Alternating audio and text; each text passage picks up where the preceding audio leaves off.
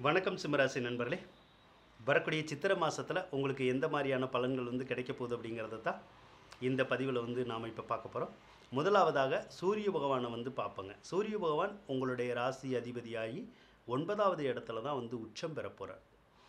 சூரியன் உங்களுடைய ராசிபதியாக இருந்து உச்சம் பெறுறது ரொம்ப நல்லது.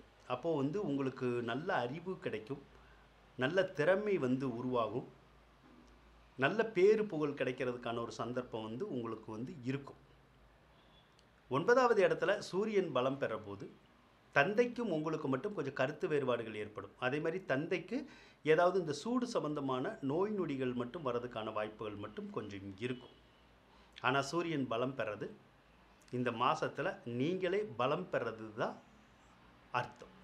அதனால் உங்களுடைய வாழ்க்கை நிலை இந்த மாதம் ரொம்ப சிறப்பாக இருக்கும் அப்படின்னு நம்ம சொல்லலாம். உங்களுடைய ராசிக்கு 7ல் தான் சனி இருக்கார். பொதுவாக 7ல் சனி இருக்கிறது கண்டச்சனி அப்படின்னு சொல்லுவோம். ஆனால் கண்டச்சனின்னாலும் சனி பகவான் உங்களுக்கு 7வது இடத்துல ஆட்சி பலத்தோடு தான் இருக்கார். அப்போ ஆட்சி பலத்தோடு இருக்கிறது உங்களுக்கு நன்மைகளை செய்வார். திருமணமாகாதவங்களுக்கு திருமணத்தை நடத்தி தருவார். திருமணம் சிலருக்கு முடிவாகும், உறுதியாகும், சிலருக்கு சீக்கிரமே நடந்துடும். இந்த திருமண யோகம் இன்னும் 2 வருடங்கள் வரைக்கும் இருக்கும்.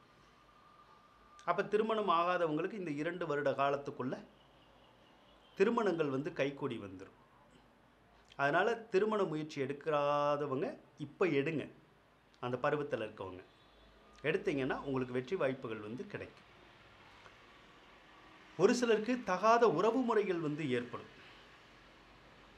தகாத உறவு முறைன்னா தேவையில்லாதவங்கிட்ட அடுத்தவங்ககிட்ட பழகிற மாதிரியான ஒரு சூழ்நிலைகள் உருவாயிடும். அதனால் கொஞ்சம் கவனமாக தான் இருக்கணும். வண்டி வாகன போக்குவரத்தில் மட்டும் கொஞ்சம் கவனமாக இருக்கணும், இந்த 2 வீலரில் போகிறவங்க மட்டும். ஏன்னா கண்டச்சனிங்கிறது ஒரு சிலரை கீழே விழுகிற மாதிரியான வேலைகளை செஞ்சிடும். மற்றபடி வேறு கெடுபலன்களை செய்யாது. சனி 7ல் இருக்கிறது உங்களுக்கு பலம்தான். 7ஆம் அதிபதி பலமாக இருந்தாலே உங்களுடைய கணவன் மனைவிக்கு நல்ல யோகங்கள் கிடைக்கும், நன்மைகள் கிடைக்கும், அவங்களுக்கு நல்ல வெற்றி வாய்ப்புகள் கிடைக்கும். அவங்க எதிர்பாராத விதத்தில் அவங்களுக்கு ஏதாவது நன்மைகள் எல்லாம் கிடைக்கக்கூடிய சாத்தியக்கூறுகள் இருக்கும். அதனால் சனியினால் மிகுந்த யோக பலனே உங்களுக்கு கிடைக்கும் அப்படின்னு நம்ம சொல்லலாம். செவ்வாயை எடுத்துக்கிட்டோம்னா இப்போ கடந்த ஒரு 2 மாதமாக செவ்வாய் உங்களுடைய ராசிக்கு 7ல் தான் இருக்கார். செவ்வாய் ராசிக்கு 7ல் இருந்தால் தற்காலிகமாக செவ்வாய் தோசை உருவாயிடும். அது என்ன பண்ணும்னா, இப்போ உங்களுடைய கணவன் மனைவி இருக்காங்கல்ல, அவங்களுக்கு ஏதாவது கோபம் வர்ற மாதிரி செய்யும் நிறையா, அல்லது ஏதாவது கவலைகள் வர்ற மாதிரி செய்யும். அவங்களுக்கு உடம்பு சரியில்லாமல் போகலாம், அவங்களுடைய உறவினர்களுக்கு உடம்பு சரியில்லாமல் போகலாம், அவங்களுக்கு ஏதாவது சொத்துக்களோ பொருளோ இழப்பீடு ஏற்படலாம், இல்லைன்னா டென்ஷன் தரக்கூடிய நிகழ்ச்சிகள் ஏதாவது நடக்கும் அவங்களுக்கு. அதனால அவங்களுக்கும் நமக்கும் ரொம்ப கொஞ்சம் கருத்து வேறுபாடு ஏற்படும், சண்டை சச்சரவெல்லாம் கூட ஏற்படும். உதாரணத்துக்கு ஒரு பொருளாதார விஷயமா இருக்கட்டும் எடுத்துக்கிட்டால், ஏன் நீங்கள் பொருளாதாரத்தை என்னை கேட்காம பணத்தை அடுத்தவங்களுக்கு கொடுத்தீங்க வாங்கினீங்க அப்படின்லாம் நம்ம பேசுகிறோம்ல, அந்த மாதிரி பிரச்சனையெல்லாம் கூட வரும். ஏற்கனவே ஒரு சிலருக்கு வந்திருக்கும். இது சித்திரை மாதம் 9ஆம் தேதி வரைக்குமே இந்த பிரச்சனை இருக்கும். அதனால் செவ்வாய் 7ல் இருக்கிறது நல்லது கிடையாது. இந்த செவ்வாய் சித்திரை 9ஆம் தேதி 8வது ராசிக்கு மாறிடுவார். அப்போ அது நன்மையான்னு கேட்டிங்கன்னா அதுவும் நன்மை கிடையாது. செவ்வாயை பொறுத்தளவு 7, 8ல் இருந்தால் நன்மைகளை கொடுக்காது. அப்போ சித்திரை 9க்கு அப்புறம் செவ்வாய் என்ன பண்ணுவார்னா, உங்களுடைய தாய் அல்லது தந்தை குழுக்கு கருத்து வேறுபாடுகளை ஏற்படுத்துவார். இல்லைன்னா அவங்களுக்கு உடம்பு சரியில்லாமல் போகிறது, அவங்க கொஞ்சம் கீழே விழுகிறது, அந்த மாதிரியான பலன்களை செய்வார். சிலருக்கு சொத்து சுகங்களில் பிரச்சனை ஏற்படுத்துவார், பங்காளி பிரச்சனையை ஏற்படுத்துவார். அதே மாதிரி கூட பிறந்தவங்களோட கொஞ்சம் பகை அந்த மாதிரி ஏற்படுத்துறதுக்கான வாய்ப்புகளை அந்த செவ்வாய் கொஞ்சம் உருவாக்குறதுக்கான வாய்ப்புகள் உங்களுக்கு இருக்கும். சரிங்களா? சரி. புதன் பகவானை எடுத்துக்கிட்டோம்னா உங்களுக்கு தனாதிபதியே புதன் பகவான் தான். அதாவது பணத்தை கொடுக்கக்கூடிய கிரகமே புதன் தான். அந்த புதன் இப்போ நீச்சமாக தான் இருக்கார். பொதுவாக புதன் நீச்சமாக இருக்கக்கூடாது. நீச்சமாக இருந்தால் நமக்கு வர வேண்டிய பணம் வராது. பொருளாதாரத்தில் கொஞ்சம் கஷ்டங்கள் வந்துடும். அப்போ எப்போ அது சரியாகும்னா, சித்திரை மாதம் 23ஆம் தேதி மேசராசிக்கு புதன் போயிடுவார். போனதுக்கப்புறமா பார்த்திங்கன்னா உங்களுக்கு பொருளாதாரம் நல்லாயிருக்கும். வரவேண்டிய பாக்கிகள் எல்லாமே வரும், வரவேண்டிய பணம் எல்லாமே வரும், வருமானமும் வரும், தொழிலும் நல்லா நடக்கும். அதனால் புதனுடைய பயிற்சி உங்களுக்கு நற்பலனை இந்த மாதம் கொடுக்கும் அப்படின்னு நம்ம சொல்லலாம். அதே மாதிரி உங்களுடைய தந்தைக்கு நிறைய பயண அலைச்சல்கள் இருக்கும். ஒரு இடத்துல வந்து அவர் இருக்க மாட்டார். ஏதாவது ஒரு விதத்தில் வந்து கொஞ்சம் அலைஞ்சுக்கிட்டே இருக்கிற மாதிரியான சூழ்நிலைகள் வந்து அவருக்கு இருக்கும் சித்திரை மாதத்தில். அடுத்து சுக்கிர பகவானை எடுத்துக்கோ. சுக்கிர பகவான் தான் உங்களுடைய தொழில் ஸ்தானத்துக்கு அதிபதி. இப்போ இவ்வளோ நாள் வந்து தொழில் ஸ்தானத்துக்கு அதிபதி 8வது ராசியில் தான் இருந்தார். பொதுவாக தொழில் ஸ்தான அதிபதி 8வது ராசியில் இருக்கக்கூடாது. ஒரு சிலருக்கு வேலை வாய்ப்புகளில் பிரச்சனை வந்துடும், வேலை போயிடும் ஒரு சிலருக்கு. அந்த மாதிரியான பிரச்சனைகள் வந்து சுக்கிரன் வந்து கொண்டு வந்துடுவார். இப்போ அந்த சுக்கிரன் வந்து சித்திரை 12ஆம் தேதி அஷ்டமஸ்தானத்தை விட்டு விலகி 9வது இடத்துக்கு வர்றார். அப்போ அதுக்கப்புறம் வந்து தொழில் ஸ்தானத்தில் வந்து அவ்வளோ பிரச்சனை இருக்காது. அப்போ தொழில் நல்லாயிருக்கும், தொழிலில் வந்து நல்ல முன்னேற்றம் இருக்கும், வேலையிலையும் பிரச்சனை வராது, வேலையும் உங்களுக்கு நல்லா இருக்கும் அப்படின்னு வந்து சொல்லலாம். சரிங்களா?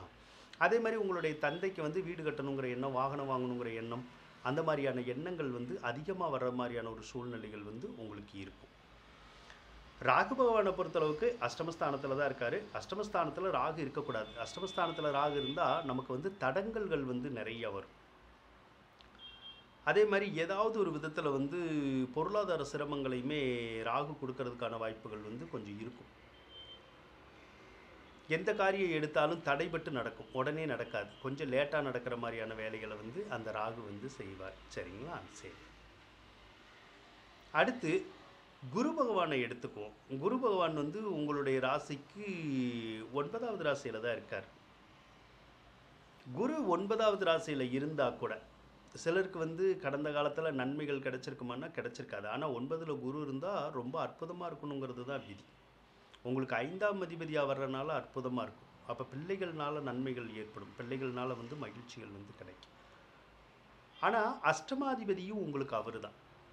அப்போ அஷ்டமாதிபதியான குரு 9வது இடத்துல இருந்தால் தந்தையை வந்து பாதிக்கும். அப்போ குரு 9ல் இருந்தால் கூட அப்பாவுக்கு வந்து நிறைய பாதிப்புகளை கொடுக்கும். அப்பாவுக்கு உடல்நிலை சரியில்லாமல் போகிறது, அவங்களுக்கு வேறு பாதிப்புகள் வர்றது, அந்த மாதிரியான தொந்தரவுகளை வந்து கொடுத்துருவார். சரி, இப்போ அந்த குரு பகவான் வந்து 9வது இடத்தை விட்டு 10வது ராசிக்கு வந்து பயிற்சி ஆக போகிறார். சித்திரை மாதம் 18ஆம் தேதி, மே மாதம் 1ஆம் தேதி வந்து பயிற்சி ஆகிறார். சரி, குரு பகவான் வந்து 10வது ராசிக்கு பயிற்சி ஆகிறது நல்லதான்னு கேட்டிங்கன்னா ரொம்ப நல்லதுன்னு சொல்ல முடியாது. காரணம், குரு 10ல் இருந்தால் அந்த தொழில் பாதிப்புகள் வந்து வரும்.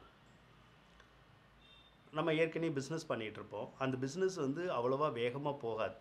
பிஸ்னஸில் ஏதாவது ஒரு இடைஞ்சல் வந்து வந்துக்கிட்டே இருக்கும், ஏதாவது ஒரு தொந்தரவு வந்து வந்துக்கிட்டே இருக்கும்.